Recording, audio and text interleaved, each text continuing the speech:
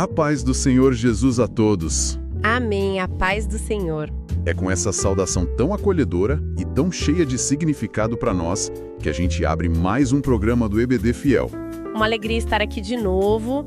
É uma saudação que já cria aquele ambiente de comunhão logo no primeiro segundo, né? Com certeza, já faz quem está ouvindo se sentir em casa.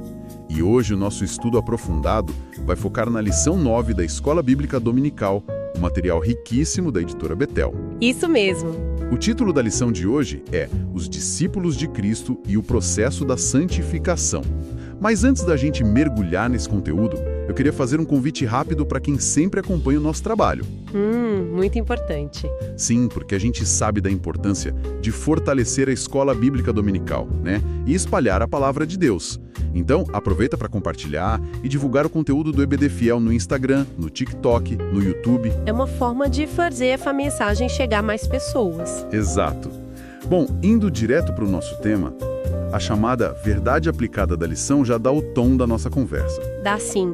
Ela resume o foco principal, que é entender como o discípulo busca uma vida santa em todas as áreas, isso pelo poder do Espírito Santo e da palavra.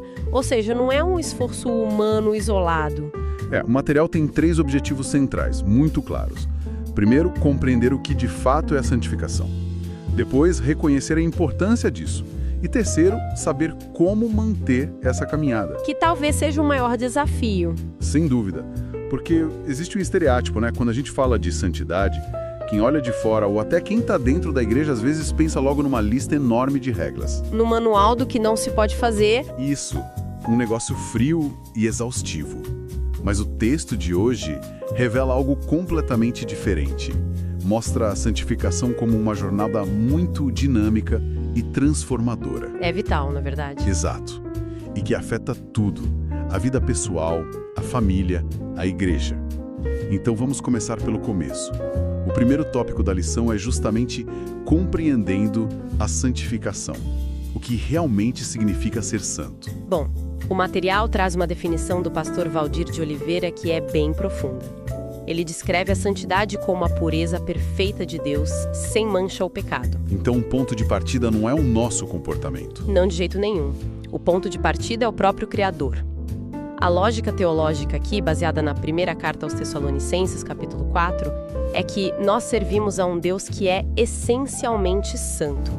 Apocalipse 15, versículo 4 também reforça isso. E por ele ser santo, ele exige santificação do seu povo. Exatamente. O caráter de quem adora precisa refletir o caráter de quem é adorado.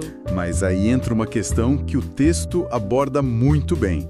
Porque se a gente parar na pureza perfeita, isso pode gerar um peso muito grande. Um peso esmagador. Quem consegue ser perfeito o tempo todo? Pois é. E aí o bispo primaz Manuel Ferreira traz um ponto que eu achei super libertador. Ele explica que santificação não é sinônimo de perfeição absoluta e imediata. Isso é fundamental. Ele fala sobre a ideia de purificação e de separação para Deus.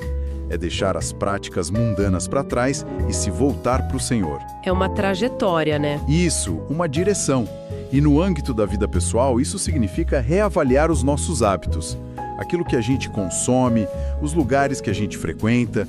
E o texto usa um versículo muito forte de Hebreus 12:14. Sem santificação, ninguém verá a Deus. E ver a Deus não é só algo para o fim dos tempos, para a vida eterna. É para hoje também. Exato, é experimentar a presença de Deus no dia a dia. Isso exige uma consagração total. O pastor Jandiruá Silva, que também é citado, reforça que Deus escolheu um povo peculiar e zeloso. E essa escolha exige que a gente viva diferente. Na família, por exemplo, essa santificação prática significa criar um ambiente em casa que respire essa pureza. Um lar separado para Deus. Com certeza. E na igreja reflete numa congregação que realmente se destaca pelos valores do reino e não pelos valores da sociedade. O que já puxa o nosso segundo tópico da lição, a santificação como uma nova maneira de viver. É assumir uma nova identidade. Eu gosto muito da analogia de mudança de cidadania que o material sugere. O apóstolo Pedro nos chama de nação santa lá na primeira carta de Pedro. É o capítulo 2, versículos 9 e 10, né? Isso mesmo. É uma ruptura. Em Gálatas 6:14, a ideia é que o cristão morre para o pecado e nasce para Deus. É como rasgar o passaporte antigo e jurar lealdade a um novo país. Mas a gente sabe que os costumes do país antigo tentam puxar a gente de volta. Sempre tentam. Por isso o pastor Reginaldo S. Xavier fala tanto da necessidade de disciplina. Disciplinar a carne. Exatamente. Disciplinar aquelas ações que vêm da nossa velha natureza. Porque as coisas profanas agradam ao inimigo, mas Deus tem prazer naquilo que é puro. E aqui a lição faz um alerta super atual. Ela menciona que nós vivemos em dias complexos. Dias muito difíceis. E o alerta é sobre como Satanás ataca a nossa mente. Não é só com oposição declarada, mas com métodos sutis para tentar dominar os pensamentos. Usando até Mateus 6:23, que fala sobre os nossos olhos. Sim, o que a gente deixa entrar na mente. E a solução que o texto apresenta para isso é fantástica: a comunhão com Deus. Afastar-se do pecado não é ir morar numa caverna e se isolar. Não é uma bolha vazia, é uma proteção ativa. Isso. O bispo Abner Ferreira alerta que rejeitar a santificação é rejeitar o próprio Deus. Ele usa uma expressão marcante. Os manjares do mundo. Ele diz que não há comunhão com Deus enquanto se tem comunhão com os manjares do mundo. E trazendo para a vida pessoal hoje, esses manjares são muitas vezes o entretenimento que a gente consome sem filtro, né? O tempo gasto com coisas que não edificam. O pastor Israel Maia explica muito bem que buscar a santificação é dedicar o corpo à justiça. Consagrar os nossos olhos, os nossos ouvidos. Exato. E pensando na família, isso é um chamado para os pais filtrarem o que entra dentro de casa pelas telas, os celulares, a televisão. É proteger o lar dessas influências sutis. E para a igreja, a aplicação é manter a pureza do culto. Não deixar que os valores seculares contaminem a adoração da comunidade. É o que garante a verdadeira intimidade com o Senhor durante os cultos.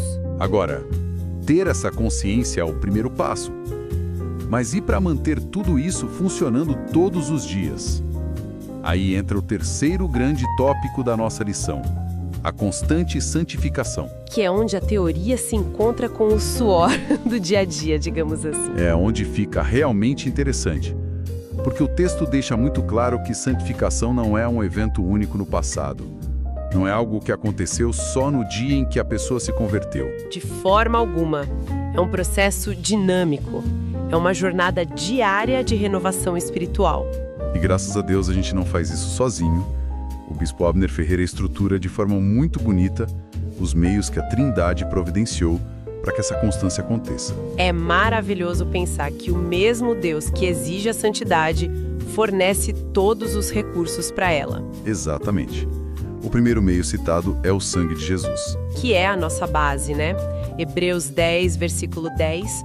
O sacrifício de Cristo é o que purifica o povo de todo o pecado. É a limpeza definitiva que nos santifica.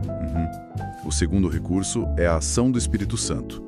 Ele habita em nós, nos ajuda na luta contra o pecado e gera aquele novo nascimento constante. E aqui tem uma visão de urgência muito forte trazida pelo bispo Oidiz do Carmo. Verdade. Ele menciona os sinais dos últimos dias. Sim, ele aponta que esses sinais indicam a volta de Jesus. Então o Espírito Santo está trabalhando ativamente hoje para preparar um povo santo. Preparar para as bodas do Cordeiro, como diz o texto. Isso. E para quem acompanha, essa metáfora das bodas é lindíssima. É o encontro final e eterno da igreja com Cristo. Então a santificação diária é, na verdade, a noiva se preparando para o casamento. É uma responsabilidade enorme, mas com um propósito eterno. E para esse preparo diário, nós temos o terceiro recurso, que é a palavra de Deus. A Bíblia, a verdade que nos liberta e nos limpa. Jesus orou pedindo isso em João 17:17, né? Santifica-os na verdade. O pastor Israel Maia reforça que o estudo sistemático da Bíblia é a fórmula para conhecer a vontade de Deus. E Paulo fala em Efésios sobre a lavagem pela palavra. A lavagem da mente. Aplicando isso para a vida pessoal, é um momento devocional de leitura bíblica e oração. É o nosso banho espiritual diário para tirar a poeira que a gente acumula no mundo. Perfeito. Na família, isso se traduz naqueles momentos em que a casa toda se reúne para ler a Bíblia junta. O culto doméstico. Isso, culto doméstico. E na igreja, a aplicação maior é justamente a escola bíblica dominical, o estudo coletivo, sistemático, que fortalece a todos. Cria uma verdadeira defesa coletiva contra as investidas do inimigo. A gente vê que é um sistema perfeito que Deus desenhou. Caminhando para a nossa conclusão, o que a gente tira de tudo isso? Olha, de forma bem resumida e inspiradora, a gente aprende que o mesmo Deus que salva provê todos os recursos, a sua palavra, o seu espírito, o sangue de seu filho, e ele faz isso para que o novo convertido consiga viver de maneira separada e pura. É uma jornada de arrependimento e dedicação. Não é opcional para o discípulo. Não é. Mas é essencial e gratificante para quem quer viver a verdadeira comunhão e um dia ver o Senhor face a face. Então, fica aqui o encorajamento para todos os nossos ouvintes. Perseverem na fé, vivam com alegria essa identidade de novas criaturas em Cristo. Vale a pena cada esforço de separação. E para fechar, eu queria deixar um pensamento, uma reflexão final para nós. Vamos lá. Levando em conta que a santificação é essa disciplina diária de proteção contra influências sutis, como seria se a gente avaliasse os nossos hábitos mais simples de hoje, o que a gente lê, os vídeos que a gente assiste, como gastamos o nosso tempo livre, como seria olhar para tudo isso através dessa lente purificadora, saber que estamos sendo preparados dia após dia para um encontro eterno. Será que os nossos hábitos estão nos preparando bem? Uma excelente reflexão para a gente levar ao longo da semana. É olhar para o cotidiano com os olhos da eternidade. Bom, nós agradecemos de coração a companhia de cada um que nos ouviu hoje nessa análise detalhada. Muito obrigada pela escuta. E já deixamos o convite para o nosso próximo estudo. A gente vai abordar a lição 10. O título será A Missão dos Discípulos de Cristo. Se hoje falamos de quem somos por dentro, a próxima lição vai falar sobre a nossa ação no mundo. Isso mesmo, não percam. Que Deus abençoe grandemente a jornada e a semana de todos. E nós terminamos com a nossa assinatura que resume o coração desse trabalho. EBD Fiel, fiel à palavra.